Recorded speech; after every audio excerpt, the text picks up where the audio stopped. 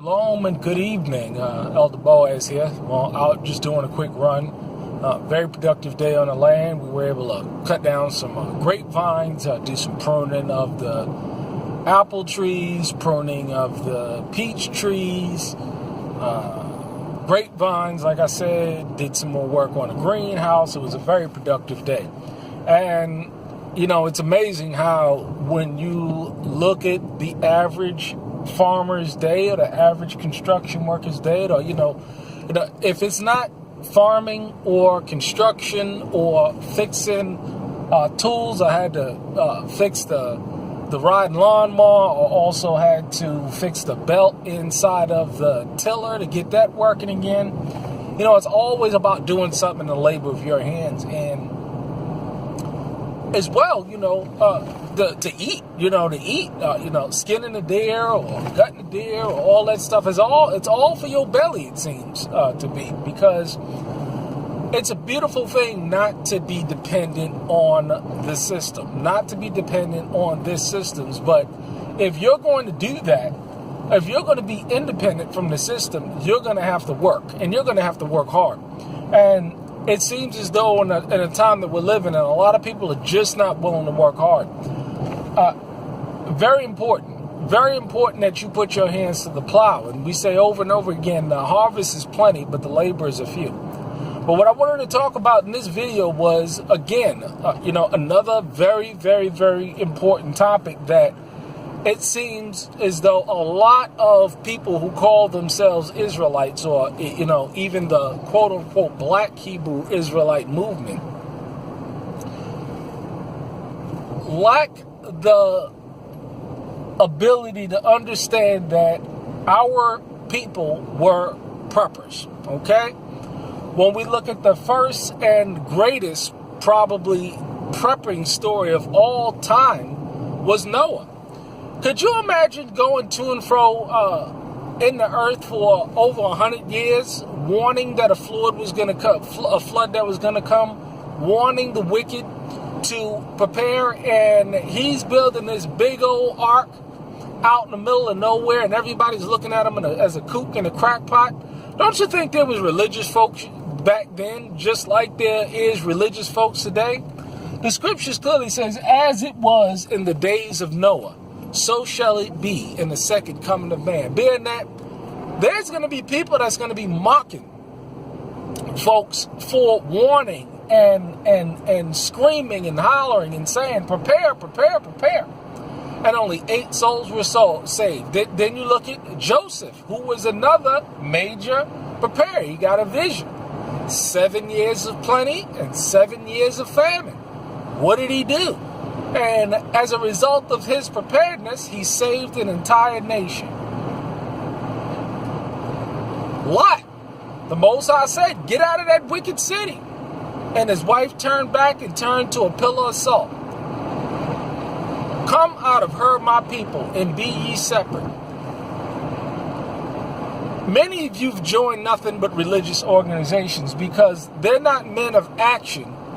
Men, the leaders are, that are talking about these things. And it's so blatantly obvious when you look at the word, when you look at the quotes of the Messiah, as it was in the days of, in Sodom. It talks about this kind of stuff. And it seems as though these kind of things just pass right over our heads, and we don't want to take heed to the warning. Well, just like it was back then, there's a lot of people that are going to die. But this time, your children are going to suffer. You're going to suffer. You're going to go to them FEMA camps. You're going to go to wherever it is that is going to provide you a measure of safety. But you know what? The fact of the matter is that you're going to be flat out miserable. You're going to be a slave. Many of you are going into captivity again. You're gonna have the official title of slave. Fact, because you failed to do anything and get off your lazy ass do nothing and do something about the situation that you're in.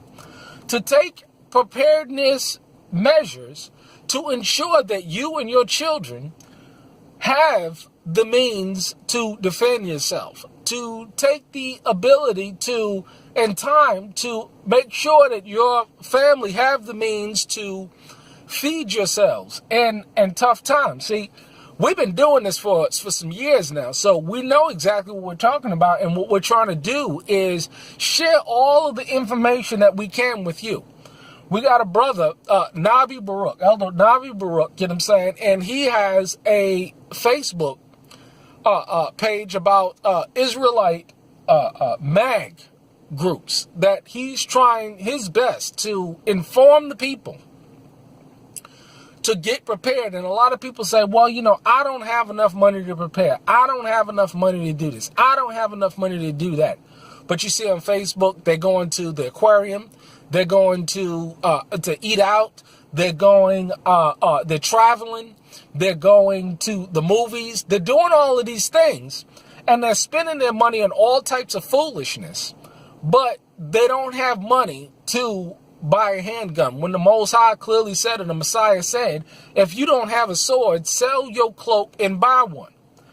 I know people that's been in this faith for 5, 8, 10 years and has not done what this word says, whether it's the old or renewed. See, they're just religious people. All they are is religious people. And because when I look at a person, I always look at the actions that they're taking. I always look at the actions that they're taking.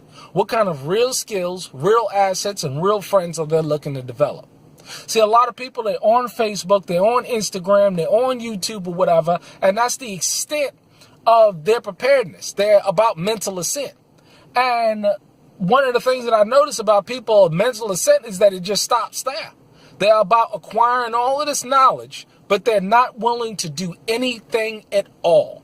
And hey, man, if that's the kind of individual that you want to be, if that's the kind of life that you want to live, that is fine. Because, again, your behavior and your attitude is nothing different than what we've seen in the scriptures or history in the people of old. Your spirit we've seen before. It is nothing new. You are nothing new under the sun. If you are a student of history, you can understand and look out and see the condition of the people and see how, hey, everybody put their faith in this system. And when this system came crashing down and there was a new paradigm shift like the 1929 Great Depression that led to World War I, World War II, all of these wars and stuff because it led to an economic collapse. And we're staring down the barrel of the greatest crash that the world has ever seen that's going to usher in a new paradigm that many of you are just simply not prepared for. You know, again, I think about the children. I think about the fact that, you know, these brothers and these sisters are doing nothing in terms of action to prepare their families to what's to come. And hey, you know, when the FEMA camps roll around, you're going to readily go into them FEMA camps. You're going to readily go into them soup lines. You're going to readily, because, see, you haven't prepared. You haven't prepared. And I can tell a whole nother story of people who are going to think they're going to show up at somebody's gate when they were screaming and hollering and warning and crying. And it's going to be a rude awakening for you folks. It's not going to go like how you think it's going to go. We're trying our best to put together men that get it, understand it, that is taking the time, energy, and effort to prepare, and that's showing you the way. See, we're not going to charge anything or hold anything over your head like a lot of people out there will do. You see, you're supposed to buy the truth and sell it not. A lot of people in function, they don't believe that shit. You see what I'm saying? So the idea is that, hey, we're trying to, again, do all that we can. You can lead a horse to water, but you cannot make him drink. And the fact of the matter is that no matter how much screaming and warning and hollering and crying that we do, 90% of you, if not more, are not going to do a damn thing. And you would deserve exactly what you get. I'll put the link to Elder Nabi Baruch's Facebook Israelite Mutual Assistance Group, because it seems like out of all of the nations, our people are always prepared the least and suffer the brunt of these economic crashes. Hey, hopefully I was able to say something that was important to you. I'll get the link up. I'll get this video out. You have a blessed day. And hey, chance favors the prepared mind. Shalom.